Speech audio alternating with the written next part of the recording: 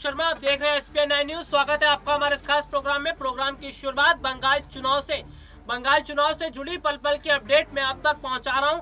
हम जो कवरेज बंगाल चुनाव पर कर रहे हैं उसकी तमाम जानकारी आप तक पहुंचा रहे हैं। बंगाल चुनाव से जुड़ी ब्रेकिंग न्यूज और हर एक खबर हम अपने दर्शकों तक पहुंचा रहे हैं ताकि दर्शकों को जानकारियां मिलती रहे। और ऐसे में जो बड़ी खबर है वो ये सामने आई है कि बंगाल चुनाव में मुस्लिम वोटर्स की संख्या बहुत ज़्यादा है और मुस्लिम वोटर्स की संख्या जिस कदर बड़ी है और इनकी विधानसभा सीटों पर संख्या ज़्यादा है, तो ऐसे में एक राजनीतिक पार्टी है जिसका खेल बिगड़ता हुआ नजर आ रहा है और इससे एक राजनीतिक पार्टी को फायदा भी मिल रहा है। मैं आपको बताऊंगा कि आखिरकार किस राजनीतिक पार्टी को इस चुनाव में फायदा मिल रहा है और किस राजनीतिक पार्टी को नुकसान मिल रहा है। सबसे पहले बात करेंगे सीटों पर कि आखिरकार मुस्लिम वोटर्स की आबादी कितनी है और कितनी सीटों पर उनकी पकड़ है। तो देखिए, जैसा कि मैं बात कर रहा था कि राज्य की कुल आबादी में मुसलमानों की हिस्सेदारी लगभग 30% है। सीटों के लिहाज से मैं बात करूं तो लगभग 70 से 100 सीटों पर उनका एक तरफा वोट जाता है जो हार और तय का फैसला करता है। यही वजह है कि कांग्रेस, लेफ्ट, बीजेपी और टीएमसी, इन सभी जो पार्टी हैं ये वोटरों को लुभाने की कोशिश में जुटी हैं। कांग्रेस और लेफ्ट का जो गठबंधन है वो पहले ही हो चुका था, लेकिन उनके साथ अब फुरफुरा शरीफ के पीरजादा अब्बास सिद्दीकी भी है। राजनीति में सीधे तौर पर उनकी पहली बार एंट्री हुई है। और मैं आपको बताता हूं कि सबसे बड़ी बात है, बंगाल चुनाव में एंट्री की है असदुद्दीन ओवैसी ने। ये बात आपको पता भी होगी कि बंगाल चुनाव में असदुद्दीन ओवैसी के एंट्री करने का मतलब क्या है और किस तरह से वो मुस्लिम जो वोटर्स हैं उनको अपनी तरफ कर सकते हैं। मैं आपको बताता हूं कि आखिरकार असदुद्दीन ओवैसी किस तरह से राजनीतिक खेल बिगाड़ सकते हैं। हालांकि असदुद्दीन ओवैसी बंगाल से नहीं आते हैं, बंगाली भाषा नहीं आती है, बंगाल के जो मुस्लिम वोटर्स हैं उनमें उतनी पकड़ नहीं है, लेकिन उसके बावजूद भी वो मुस्लिम वोट बैंक निकाल सकते हैं। वो कैसे, अब आप ये समझिए। दरअसल जो असदुद्दीन ओवैसी हैं वो ये काम कर रहे हैं कि मुस्लिम जो वोटर्स हैं उनको अपनी तरफ लाने के लिए रणनीतियां बना रहे हैं और रणनीतियां उनकी कारगर साबित होती है। हालांकि हम बात कर लेते हैं पीरजादा अब्बास सिद्दीकी की, युवा नेता है, नई पार्टी बनाई है और बंगाल से आते हैं, बंगाली भाषा भी जानते हैं, बंगाल के जो मुस्लिम वोटर हैं उनमें अच्छा खासा दबदबा भी है। लेकिन उनके साथ न जाते हुए और जो मुस्लिम वोटर्स हैं वो ओवैसी के साथ जा रहे हैं और ओवैसी के साथ जाते हैं तो इसका सीधा नुकसान टीएमसी को होगा और फायदा बीजेपी को होगा। आपको मैं यहाँ पर उदाहरण के तौर पर ये समझाऊंगा कि बिहार में जब विधानसभा चुनाव हुए थे उस दौरान ये देखने को मिला था, बिहार विधानसभा चुनाव में असदुद्दीन ओवैसी ने अपने कैंडिडेट उतारे। उम्मीदवार उतारने के बाद उन्होंने वहां पर वोटों को बांटा, उनके पास बहुत से वोट आए जिससे राजनीतिक समीकरण बदल गया। उत्तर प्रदेश की तरफ भी मैं चलूंगा कि उत्तर प्रदेश में भी वो यही कोशिश में है कि मुस्लिम वोटर्स उनकी तरफ आए।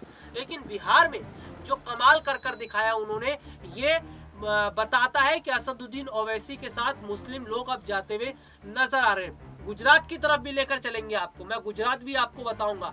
गुजरात में निकाय चुनाव हुए, असदुद्दीन ओवैसी ने अपनी पार्टी के उम्मीदवारों को वहां पर खड़ा किया था और अच्छी खासी सीटें उन्होंने वहां से भी निकाली। तो इसका मतलब बंगाल में एंट्री की है। भले ही ये बताया जा रहा है कि उनका दबदबा बंगाल में मुस्लिम वोटर्स के बीच में नहीं है, लेकिन रणनीति बनाने में माहिर है असदुद्दीन ओवैसी। और असदुद्दीन ओवैसी इस पूरी कोशिश में है कि मुस्लिम वोटर्स ज्यादा से ज्यादा उनके पास आए और 70 से जो 80% की तादाद में बात कर रहा हूँ मुस्लिम वोटर्स की संख्या है इन सीटों पर, जो बंगाल की सीटें हैं। और वहां पर अगर कम से कम 30 से 40 सीटें भी निकालने में असदुद्दीन ओवैसी कामयाब हो जाते हैं तो इसका मतलब आप ये समझिए कि टीएमसी का बोलबाला अब पश्चिम बंगाल से खत्म हो जाएगा, यानी कि टीएमसी को झटका लगेगा और इसका सीधा फायदा बीजेपी को होगा। हालांकि मैं एक बात कह रहा हूं कि अगर इतनी सीटें निकाल पाते हैं तो, लेकिन अगर मैं पीरजादा अब्बास सिद्दीकी की भी बात करूं तो पीरजादा अब्बास सिद्दीकी भले ही तृणमूल से अलग हो गए हैं और कांग्रेस और लेफ्ट के साथ उन्होंने गठबंधन किया है, लेकिन फिर भी स्थिति जो है वो ये है कि आने वाले समय में स्थितियां बदल भी सकती हैं। और पीरजादा अब्बास सिद्दीकी की बात करूं तो पीरजादा अब्बास सिद्दीकी भी इस कोशिश में है कि जो मुस्लिम सीटें हैं उन पर ज़्यादा से ज़्यादा वो अपने कैंडिडेट उतारें और वहां पर जीत हासिल करें।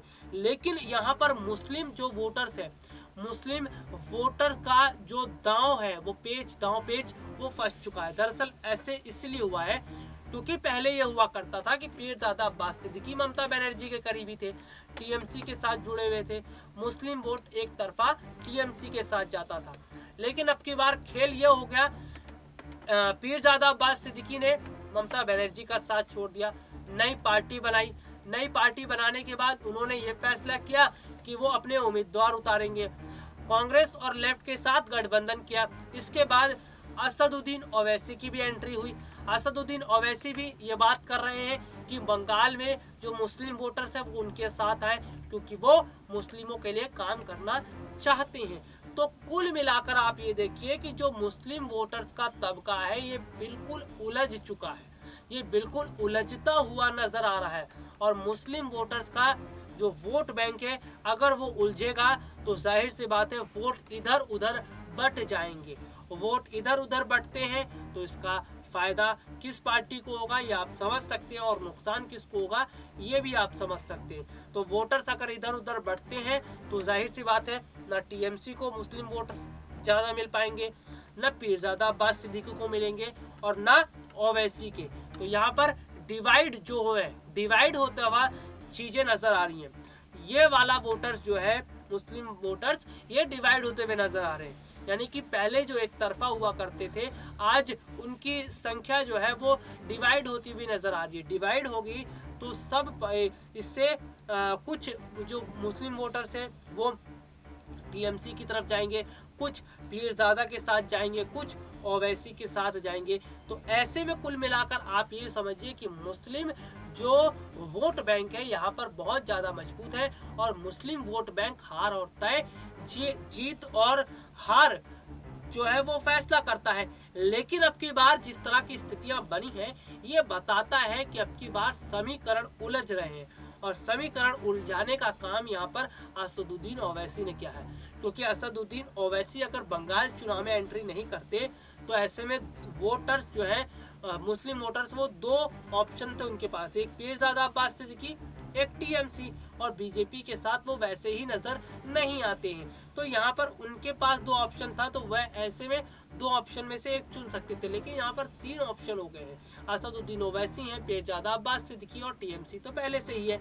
तो सबसे बड़ी बात जो है वो ये है कि मुस्लिम वोटर्स पर दांव पेच है वो फंस चुका है और अब ये देखना है कि मुस्लिम वोटर्स के हाथ में ये है कि वो किसका साथ देते हैं और उनके साथ देने से ही किसी एक राजनीतिक पार्टी को बंगाल चुनाव में फायदा मिलेगा और किसी एक राजनीतिक पार्टी को नुकसान का सामना करना पड़ेगा। वैसे आपको बता दूं कि जो अल्पसंख्यक समुदाय के ये लोग हैं फिलहाल तो कुछ संख्या में जो खबरें बताती हैं कि वो ओवैसी के साथ नजर आ रहे हैं और ममता और पीरजादा अब्बास सिद्दीकी को थोड़ा सा यहाँ पर नुकसान का सामना उठाना पड़ सकता है या उनके लिए मुश्किलें खड़ी कर रहे हैं असदुद्दीन ओवैसी। तो असदुद्दीन ओवैसी गेम चेंजर बन रहे हैं, गेम बिगाड़ रहे हैं राजनीति का, और राजनीति का जब खेल बिगड़ता है तो राजनीतिक पार्टियों पर इसका फर्क पड़ता है। इसका फर्क फिलहाल तो अभी टीएमसी पर पड़ रहा है क्योंकि टीएमसी को पहले इतने सारे मुस्लिम वोटर्स की जो वोट थे वो मिलते थे, लेकिन अब बट गए हैं और अब डिवाइड होने के बाद ममता की मुश्किलें बढ़ गई हैं। देखते हैं आखिरकार मुस्लिम वोटर्स किसके साथ दोबारा से खड़े हुए नजर आते हैं। फिलहाल के लिए आज मुझे इजाजत दीजिए, नमस्कार।